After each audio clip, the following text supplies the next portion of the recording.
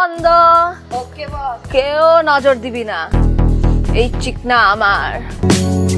তহিদ আফ্রিদি এবং মডেল ও চিত্রনায়িকা দিঘিকে প্রায় একসঙ্গে দেখা যেত। তারই বিস্তারিত জানাবো আজকের এই ভিডিওতে। তাদের দুইজনের আড্ডার ছবি ও ফেসবুকে পোস্ট করা হতো। ইউটিউবে রয়েছে তাদের বেশ কয়েকটি ভিডিও। বেশ কিছু ছবিতে তাদের দেখা যায় রোমান্টিক ভঙ্গিতে। ছবিগুলো ভাইরাল হয়। অনেকেই ধরে নিয়েছিলেন তারা দুইজন প্রেম করছেন। এ নিয়ে রীতিমতো চর্চাও হতে থাকে। 2022 সালের দিকে এ ঘটনা নতুন করে আলোচনায় আসেন আফ্রিদি। তবে দিঘি সবসময় বলতেন তারা ভালো বন্ধু, তাদের মধ্যে প্রেম নেই।